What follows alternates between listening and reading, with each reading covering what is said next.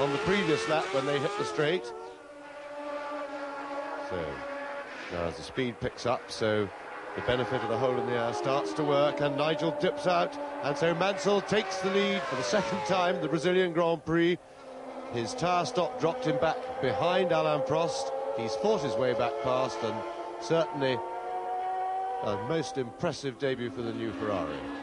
Here we see again, and just there you see Mansell's car really start to pick up when it gets close behind the McLaren, and that just, the momentum just carries him past. On lap 29 out of 61, Mansell pulling away from Alain Prost, and it'll be more than interesting when this race finishes and we do the interviews to find out what Prost's problem was and why the Ferrari was going so well. Now, look at Mansell closing up on I think actually, yes, it's Christian Danner definitely in the Real. And Derek Warwick is now up into third place ahead of Johnny Herbert. Mansell leads, Prost second. Derek Warwick in the Arrows, the new A11 Arrows, is in third position with the Ford DFR engine.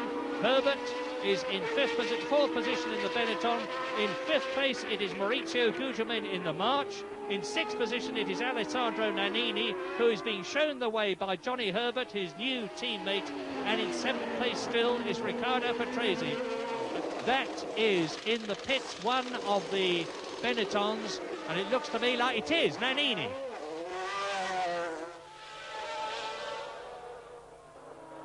Well, Mansell, I better be careful what I say. If Mansell can just keep this car going, it looks to me as though he's got the Brazilian Grand Prix well and truly tied up.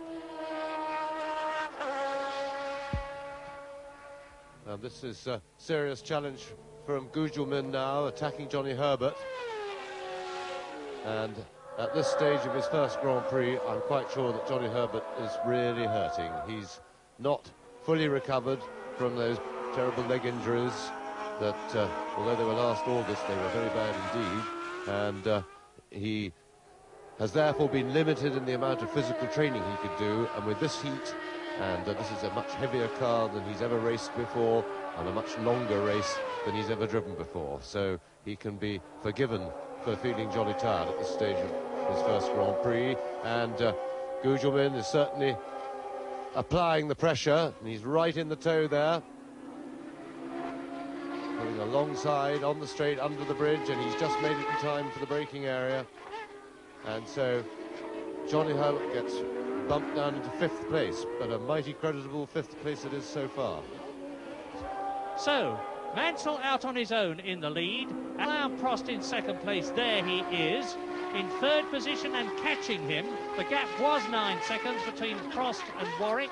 The gap is now 4.25 seconds.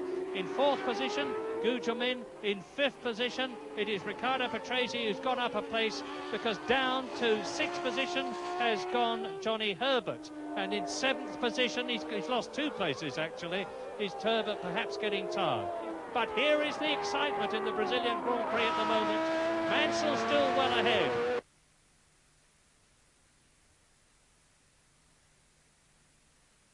A breathing space. Derek Warwick in third position, who was catching Alain Prost, into the pits, and the right rear seems to be stuck. Oh, this is tragic for Warwick. The seconds ticking away. He has worked so hard. But 21 seconds, and has he stalled it? Yes, Derek Warwick has stalled it. That's really going to compound his... No, he hasn't stalled it. He's being wheeled back. It seemed like he couldn't get it in gear. He was, the engine was running. Well, that was a great shame for Derek Warwick. Couldn't see exactly what was going wrong there. It looked like rather a lot of things, and most unfortunate, because a tremendous drive by Derek Warwick. And so, with Warwick having gone into the pits, Patrese will be now up into fourth place. Johnny Herbert is still sixth, having made his tyre change. Nannini, the fastest man on the track at the present moment, is in seventh position. Into the pits come Nakajima and Gugelmin coming into the pits, and Maurizio Gugelmin was in third position. Now let's see how quickly the March Boys can change his 4 wheels and Goodyear tyres. 10 seconds is pretty good today. That is a good stop for Maurizio Gugelmin, 9 seconds. Well, we never had any illusions that the number of tyre changes were going to make this race extremely difficult to follow. They are making it extremely difficult to follow as car after car comes into the pits.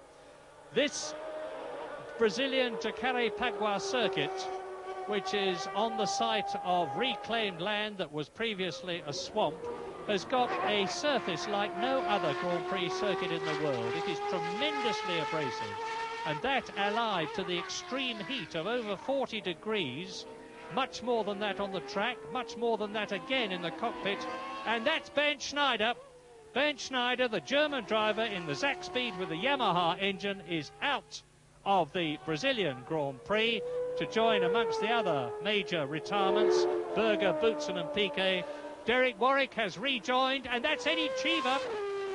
Oh, it looks from the altercation that's going on as though... Oh dear, I think that must be heat exhaustion, actually. Yeah, I'm sure that was heat exhaustion, the way the tall American slumped to the ground.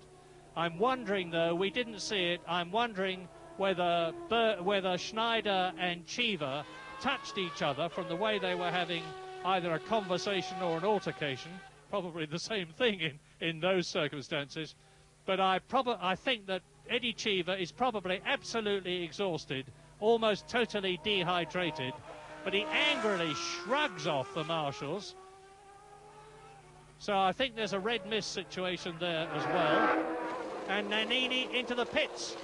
So you see this is another occasion, time after time, after a driver has clawed up through the field and improved his places, he has to come in for tyres. Getting the balance right between going as fast as you can and staying out as long as you can on tyres which are wearing out incredibly quickly is absolutely crucial.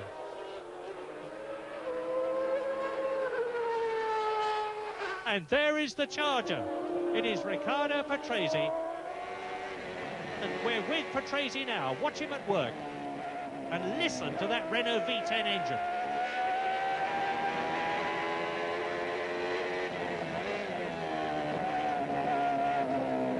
Now you can see how the driver has to work at that steering wheel. The little gear levers on the right. And there is Nigel Mansell in the pits. He had the steering wheel off for some reason there. What on earth is happening? He's having a new steering wheel fitted. And he's ready to... And he's left the pits in 13 seconds. Well, he's had that's the first time I have seen 5 wheels changed in a pit stop. 4 wheels, 2 at the front and 2 at the back, and the steering wheel. Now, you've been there, James. Why on earth would he want a steering wheel change? Well, the only thing I could possibly think of is that, bear in mind that the gear shifting system, the buttons for the gear shifting system are on the wheel, and maybe there was a problem with that, and they decided, and he would have told them on the radio, that they decided if he's having a problem with gear selection, bung a new wheel on and hope it connects up all right. So Mansell has lost the lead to Alain Prost. Back again goes the little Frenchman into the lead. And Patrese going into the pits again. Now, Patrese has changed tyres once. He's obviously decided that the rubber needs replacing again. And so now it is Prost leading, Mansell second, back into third position. There is the third place man. And it's Gugelmin in the Miami Blue March, and he is catching Alain Prost. So, look at this. There's Patrese out, 10.4 seconds. Oh, what a race. McLaren V10 Honda with the great double world champion, 35 times a Grand Prix winner, Alain Prost at the wheel, has lost none of his motivation, being harried every inch of the way by, in his first drive for Ferrari, Nigel Mansell, 13 times a Grand Prix winner. All of them for the Williams team, which he left last year, and he's right on the gearbox of Prost's car now. When they get to the straight, Mansell can slingshot out of Alain Prost's McLaren slipstream, which he's doing now at the end of the straight, going into the Curva Sol at 150 miles an hour. It's a 7-speed gearbox, and that's the speed that Mansell will be in. 7th speed. He retakes the lead. An absolute barnstorming race from Nigel Mansell. Let's look at it again. Watch him close up on the gearbox of the McLaren. Bob out from the slipstream as they go into the approach to the left-handed Curva Sol. And Alain Prost has to give the Englishman best. And on lap 47, it's Mansell leading, Prost